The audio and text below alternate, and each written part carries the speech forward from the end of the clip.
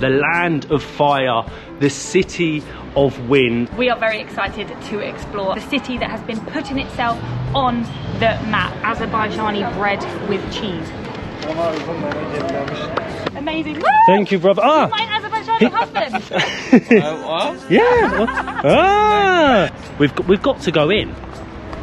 Enter the carpet. Good morning and welcome back to the Caucasus, more specifically the largest city in the region and the largest on the Caspian Sea, Baku, Azerbaijan. We actually arrived yesterday after taking a 3-hour flight from Tashkent, Uzbekistan, and we are going to use this as a little layover for the next 3 days, but it is actually our very first time in the country of Azerbaijan, the land of fire, the city of wind. When you think of Baku, you think of the city of contrast, this oil-rich nation full of futuristic skyscrapers meets old world charm. But I did not expect it to look this European. Just have a look at the architecture and these balconies. Welcome to Azerbaijan. We are very excited to explore over the next few days the city that has been putting itself on the map. But is the oil-funded skyscrapers just a facade? I suppose we will find out. First impressions, very clean, very safe, very European and beautiful.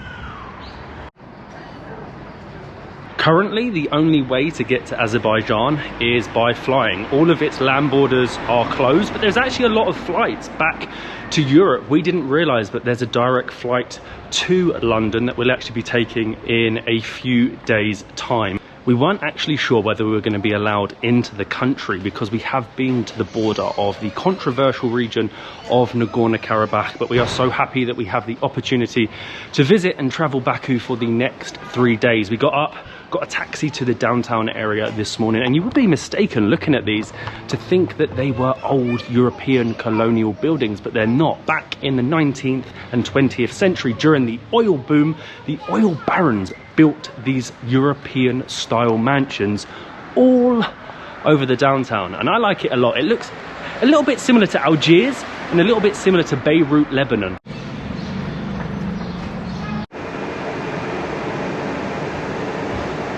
First impressions, this place is absolutely beautiful. It really is. It's a real mix of architectural styles, and actually it's a majority Muslim country, a split between Sunni and Shia. Shia obviously coming from the Persian influence bordering Iran, and surprisingly you will actually find lots and lots of bars and alcohol shops on every single corner. It's obviously a secular country, but it feels extremely liberal. It's a mix, isn't it? You have like bar, kebab house, shop, but everything's in English. You see there, Western Caspian University, everything, all the shop signs are all in English. Yeah, it's a real mix. I think we're going to be saying that quite a lot, with the mix of architecture, the mix of culture, and the mix of languages.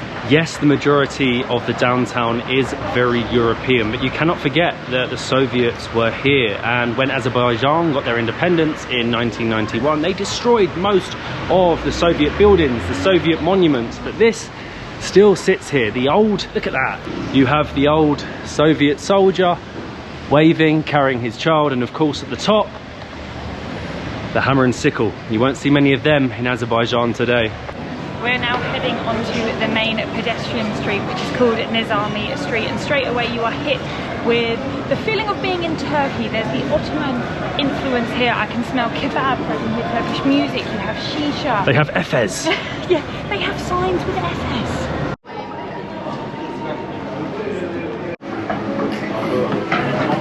Seriously, look at this architecture. I'm not even sure what to call this, but it's very European with the balconies. You have Baroque behind me, and it has one of our favourite things ever, restaurants and bars with outdoor seating so you can people watch.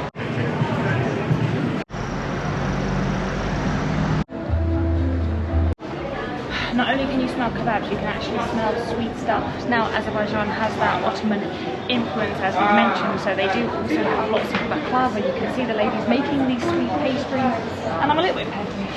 Oh, he's cutting it up right now. Hello.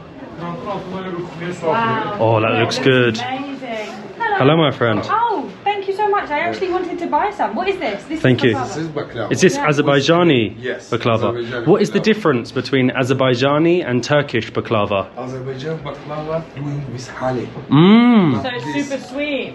Not with sherbet. Yeah, it's more natural. Sherbet doing from the sugar. Yeah. But this one is natural honey. Because of that, 3 weeks without any freezer you can keep. I Oh see. wow, you don't have to freeze it. You have too many. Which is your favourite? Traditional Azerbaijan baklava is this. This is style, all are style of Turkish baklava. Oh yeah, this is what you see. The pistachio. We would like to get some traditional Azerbaijani, please. Yeah. So you have walnuts and almonds? Walnuts, almonds, and hazelnut. Okay, I think, which one would you prefer? Walnut, hazelnut? Almonds. I was planning on actually buying some, but it looks like we're eating it Ah, already. thank you very So much, this my is friend. Traditional Azerbaijani Traditional baklava. Azerbaijani baklava. But all these baklavas are we are doing here. Oh, it's delicious. Really delicious. Okay, we will get this one. We've bought our baklava, but the lady's actually making kutab, which is like the pastry that they fill with spinach, cheese. You can have sweet version as well. We've got a salty cheese one on the way. It looks really, really good. It's a snack.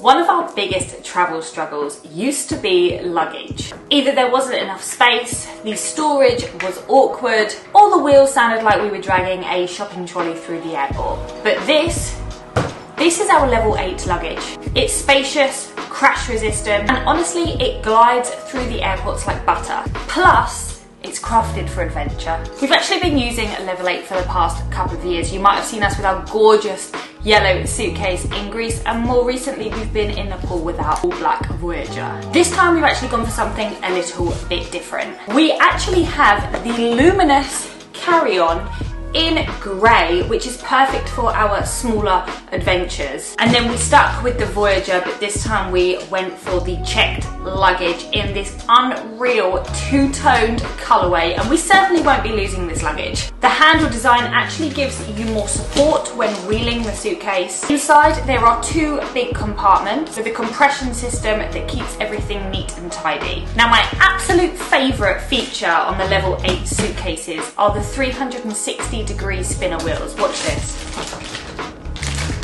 They are just so fun. It's built to endure too. The shell is super lightweight but crazy durable, and it's got a TSA approved lock for easy security checks. So if you are looking for luggage for your next trip or adventure, luggage that makes packing and travelling easier, then level 8 has you covered. Make sure you check out the link in the description and grab your gorgeous luggage today.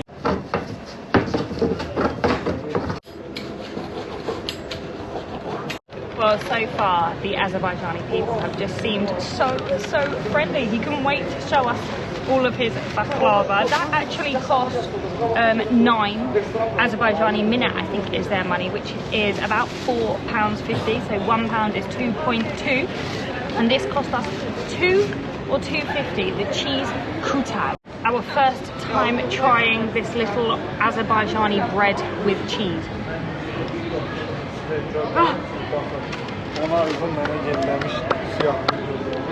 You're back in that part of the world where the cheese tastes like it's just come straight out the cow. Unreal. I really am looking forward to eating more of the Azerbaijani food, you know, an influence from Persia, from Turkey, from Russia. And I'll tell you what, I'm very, oh that cheese. It's so good. Oh, so salty. I'm impressed. I'm too greedy. I should have waited to eat my kutab. I literally burnt the top of my mouth, but I like this area. I do like a good pedestrian street. You've got all your bars, all your restaurants, all your shops, but this is definitely a very affluent area. You've got the Ferraris, all of these high-end cars, and you're probably going to be paying here 2 or 3 times the price than you would in a more local part of Baku. But we are now heading out of the pedestrian area and walk into the historic centre of Baku. Honestly, you can walk around and admire the architecture all day long. It's very much one of those cities where you find the men sat outside with little cups of coffee, smoking cigarettes, people on their balconies enjoying this beautiful weather, and the women they're out shopping, not to be stereotypical, but they're just out enjoying life on the streets of Baku.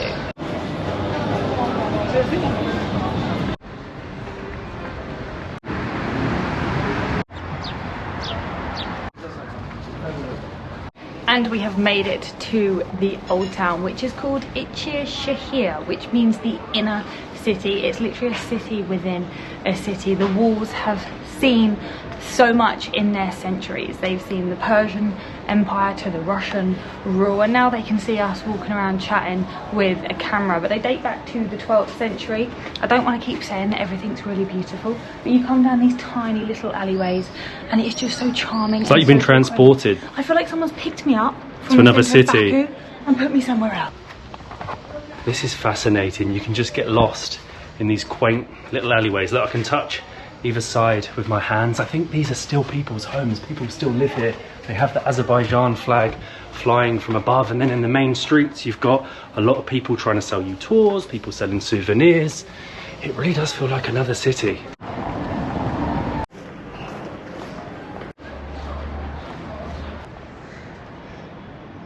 You really can see the contrasts of the city walking around here. It is like a living museum. It reminds me a lot of the cities that you find along the Silk Road. I don't know how original all of this structure is. I presume a lot of it was destroyed by Genghis Khan, but it's nice. Once you go off the two main streets, you get away from people trying to sell you tours, people trying to sell you souvenirs, and you almost get the old city to yourself. And there is one of them contrasts. You've got the old ancient walls with a beautiful Soviet larder next to it. Nothing shows the contrast of the city more than the spot that we are now. We are in the palace complex. Behind me you have an old mosque, and in the background you will see the twin flames, the icon of Baku. They were built back in 2013 and they were inspired by Azerbaijan's history as being the land of fire. They are a mix of hotels, offices and residential buildings, and they are pretty blooming stunning. Seriously, these back streets, you wouldn't think you're in Baku. You'd have a look at that and say, maybe Greece, maybe Malta. I love it. We've made it down to the main street, and on one side you can see one of the flame towers, and on the other you can see the old Maiden Tower, which I believe you can actually go up. The street where you're going to find the Maiden Tower is where you're also going to find all of the souvenir shops. You can see they sell everything from old Soviet hats to magnets, and then you can get your Caucasus mountain hats, your papaka, and if you don't want to pay for your very own papaka, you can pay one, so about 50 English pence to get your photo. And I think I might actually be purchasing one. Do you have this one? This is the only grey one. And what is the name? The name? Papak. This is also papak. Oh, you call it papak. Oh, let me. Handsome. Can I try? Okay. Thank you very much. Oh, look at this. It's a really nice hat. Azerbaijan national. Azerbaijan national. What do you think? It's good? How much? Huh? How much? 35. No. 20. 75. 20. 20. We have a deal. Okay. Yeah. Boom. You pay by card? Card? Okay. Okay, I go to ATM and then I buy. So I do already have a papaka. I actually have two papakas, one from the mountains of Georgia and one from Dagestan. But this type of papaka I do not have. And he does take card after all. So if you are coming to the old town and you want to get yourself a souvenir, you want to get yourself a new hat. I now have way too many hats. My suitcase is full of about 5 different hats from different regions of the world. But you can get it, £8 English. Bargain. Thank you so much. Amazing. Thank you, brother. You my Azerbaijan husband. She want Azerbaijan husband. Yeah. I have competition, but now I have papaka. I like Caucasus mountain man. Thank you, my so friend. much. See you later. What a legend. I didn't even want to buy a hat, but he was too nice. Now to the tower.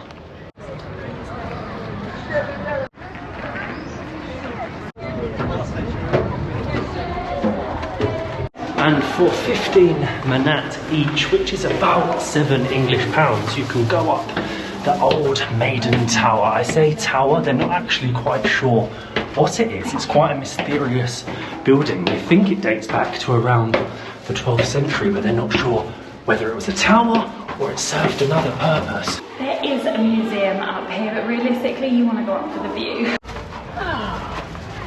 Check this out.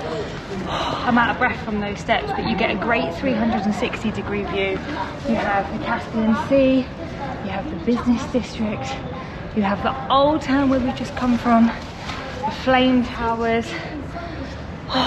It's worth paying £7.50 to come up here. The one thing that I'm a little bit annoyed at, I didn't know it had a glass. Pro tip, if you're coming up here, don't buy yourself a alpaca before, because you will hit your head all the way up. But they actually believe that this might have been a temple and dating back even further than the 12th century, maybe even the 7th or the 8th. And it's very similar to the Galata Tower in Istanbul. You're going to have all the museums at different levels, and then you come up and you can enjoy the views and check out all these unique skyscrapers that they have scattered all across Baku.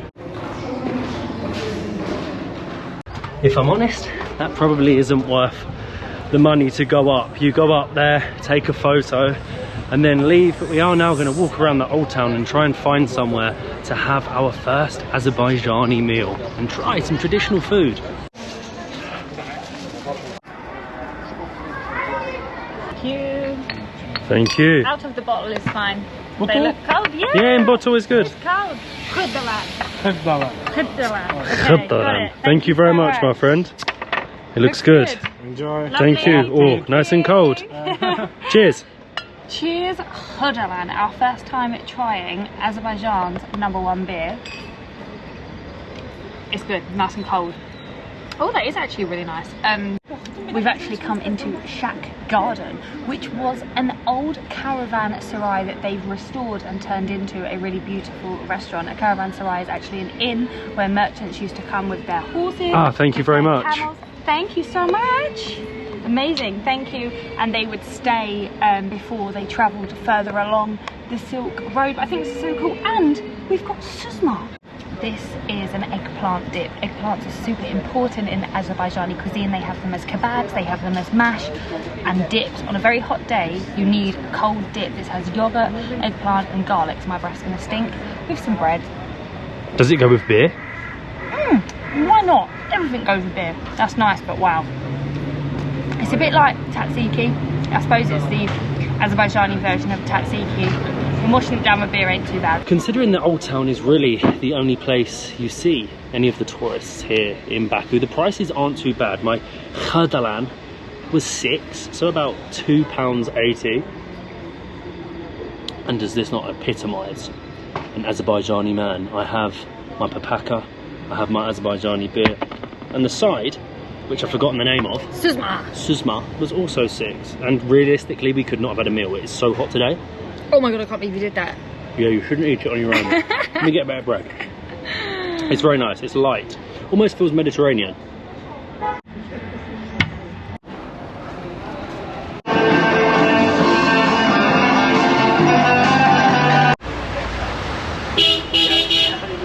So an extremely light lunch and 2 local beers came to around £10. Again, the fact that it is one of the fancy restaurants in the old town, the touristy area, in an old caravanserai, it probably isn't a bad price at all. But we are currently rushing to head to the Carpet Museum. I know it doesn't sound the best, but when we get there, you'll see why. Also, you're going to notice here in the city, they have some of the grandest underpasses I've seen anywhere in the world, and they've always got a guy singing a little Azerbaijani song.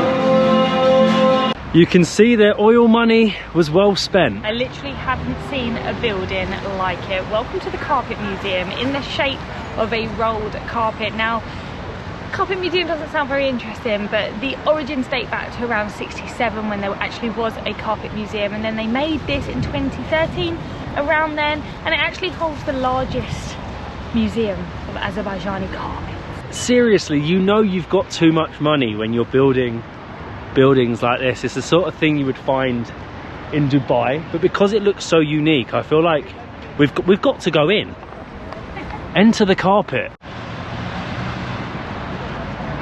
We were actually going to get a ticket to go and see over 6,000 Azerbaijani carpets, but you can actually come in, you can see the process of them creating the building, you can see how they would traditionally weave these carpets, you can see all the souvenirs. You don't necessarily have to buy them, but apparently the carpets date back between the 17th and 20th century, and this is literally how they would make them.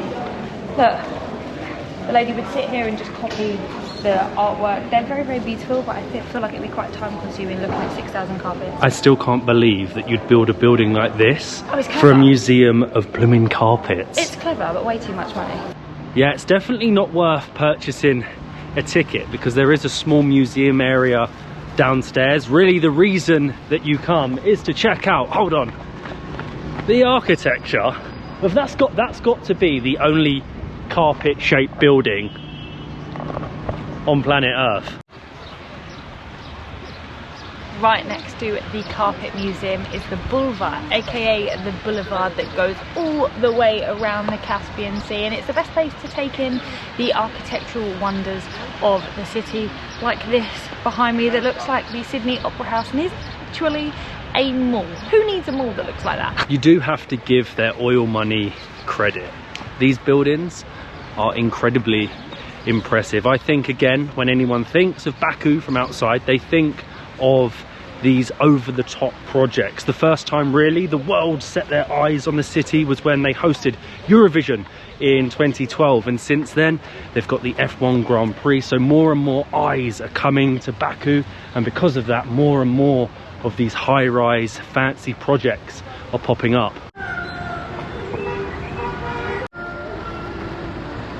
Also from down here you get the perfect view of the flame towers with the giant Azerbaijani flag.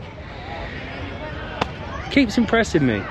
What a place. I actually think this might be the best view in the city of them. The flag is just blowing perfectly right now. So Baku is known as the city of wind. Normally it gets gusts of up to 40 kilometers per hour. I don't know why, but we've just been really lucky today because it's not that windy. Apparently the Persian word for Baku actually means the city of wind, hence why it got its name. But also it gets a lot of wind from the Caspian Sea. But today it looks perfect.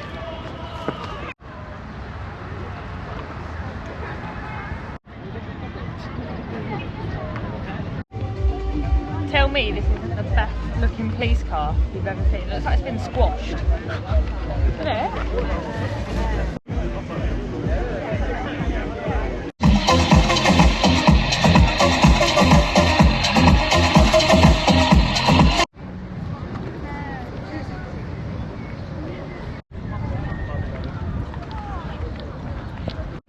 I like the boulevard. As the sun starts to go down, more and more people are coming out and having a little walk along. You have kids on the mini scooters, you have people playing football. It's very vibrant. It is very vibrant. There just seems to be a lot more going on. And the very last building that I'm gonna marvel at is the Crescent Hotel. It's got a hole in it. It's just weird but very cool. It's not even open yet. I don't know why they constructed it and haven't opened it, but there's also a mall there and it's one of the icons of the boulevard.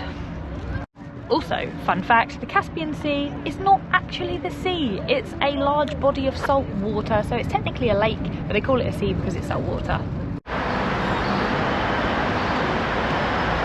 Now the sun has started to set, we finally have an appetite, and it is about time we had a proper Azerbaijani meal, and we have done our research and we have found one of the best rated spots in the city. This is Caravan. It looks like a modern take on the traditional cuisine, but I am finally starving and I want to properly eat some Azerbaijani food.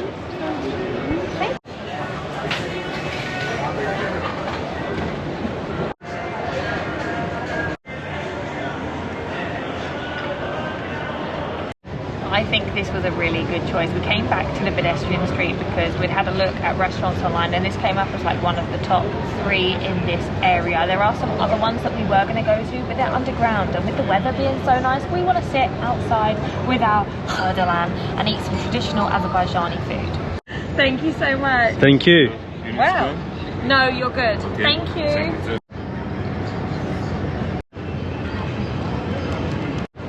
Well, I wasn't expecting eating this, I picked up a crispy eggplant salad. In this region in Central Asia as well, it's very, very popular, but I didn't know it was going to come like that. And we also picked up dolma, which are like little meat balls wrapped. I've missed these. Yeah. You know, you get them everywhere. You get them in Turkey, you get them in Greece, you get them in Armenia, and but they're always different. But they can be wrapped in cabbage or they can be wrapped in vine leaves, and we have lavash. Thank you very much. And the traditional bread, this is the trick. So you get the lavash, you wrap it around your dolma, and then put it in that. It's unbelievable. I've just got to try this crispy eggplant. Wow, it literally tastes like a chicken nugget. So we actually learnt a trick last time we were in the Caucasus. You take your dolma, they're so much better when they're grape leaves and not cabbage leaves. You wrap it in your lavash, your Caucasus flatbread, and then you dip it in the yogurt or sour cream, whichever comes with it. There's a happy face. I haven't done that in a while, but if you want to elevate your dolma, your sama, whichever country you're in, whatever they call it, get a flatbread, wrap it round it, it's next level. Now with your kebab, you get this. This is, let's get a big load on there. This is a jika, so this is like a Mexican salsa meets an Indian chutney, and it looks very interesting. It does smell like a mix between the two. Yeah. Is it spicy? I don't know. I don't know if I'm eating some Mexican food or some Indian.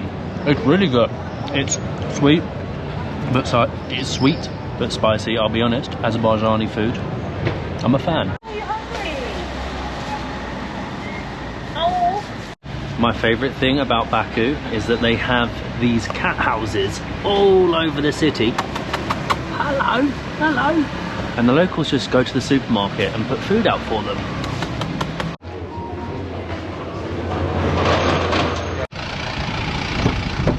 Assalamu alaikum. Thank you very much. Bye-bye. Have a nice day.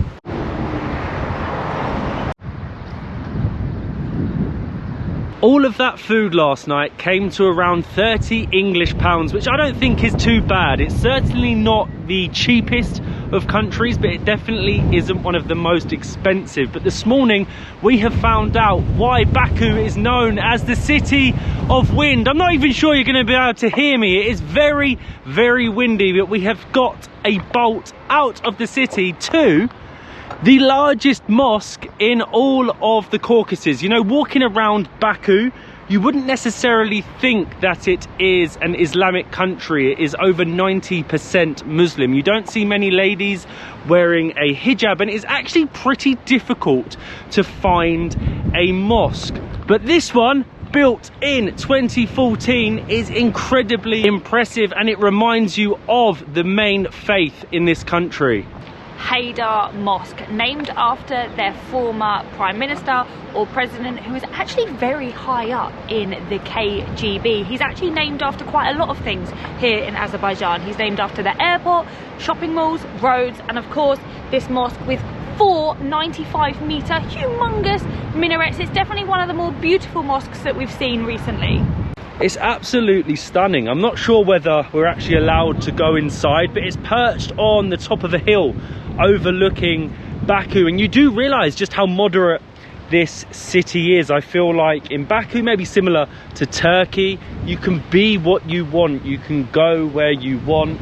But it is lovely to see a mosque of this grandeur, this stature, built in 2014, probably by oil. You know, the closer you get, it almost looks like an old Roman palace with the fountain out the front and the intricate detail carved into each of the walls and the minarets, and then the giant dome as you come out.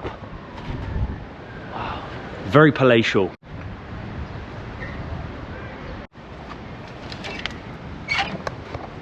Strange, it's locked, but again, look at this. Unbelievable. And there's the view with your fountain overlooking Baku below. Stunning location.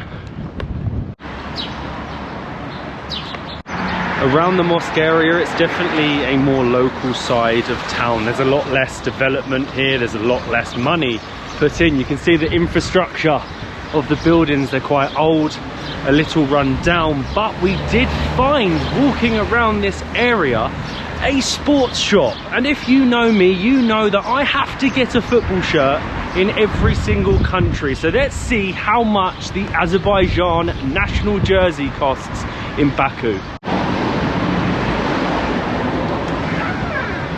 Hello, salam alaikum.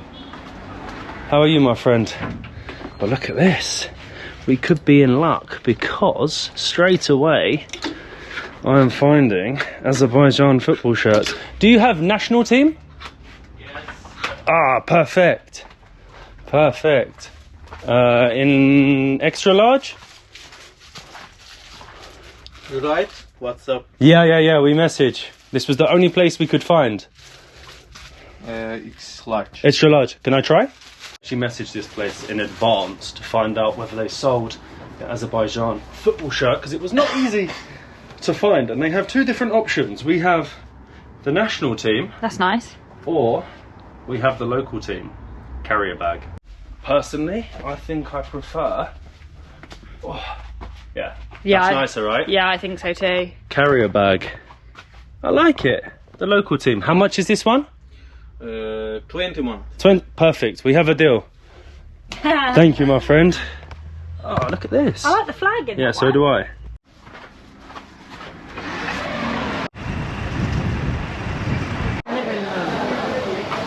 $10 for the local Azerbaijani football shirt. We have succeeded again. The plan is to find a football shirt in every single country in the world, and the Azerbaijani one was actually quite difficult, which is why we had to message the guy ahead of time. But we have now made it to the Yashil Bazaar, which is the largest market in all of Baku, and it is full of all your fruits, vegetables, grains, and everything in between. It looks good. You have a beautiful shop. What are you selling? What is this? Jabra. What is that? Ooh, smells amazing. Ooh, that smells good. This one, sujuk? Sujuk. Yeah, look at This that. pomegranate, this vinaigrette, I really am not sure this what that teen, dakhil walnut, Walnut. walnut, Walnut. hazelnut. Walnut and hazelnut. Very good. Yashil Bazaar. Yashil actually means green in the Azerbaijani language, mainly because it sells this fresh produce. They're so known for having really good fruit and vegetables here in Azerbaijan. One of the things you can find are your grapevine leaves or cabbage leaves. I'm not sure. This is what they use to wrap your dolma. That's what you had with your dolma yesterday, but it's really nice. It's just a lot of old people that sell everything, and this is actually a meeting place. Not only do people come and buy all their produce, they come here, they socialise, they exchange stories, and generally just spend a couple of hours chilling. We actually only have a card, Hello. so I feel like if we go into one of the shops, hello, Yeah, it's we can really buy awkward something. when you walk around the market, because like everyone wants you to buy something, but it's only cash. I really want to try their sujuk. We have tried it before. It just looks so interesting. Look at the way that the nuts are all hanging down like this, covered in this jelly. We'll try some. We're causing a bit of a scene in the market. I think because I'm wearing the FC Carrier Bag shirt, the local team, everyone thinks I play for them. They do, they're all so intrigued, but we picked up our sujuk for only 90 pence, and it's like a jelly-like dessert, basically just nuts and sugar.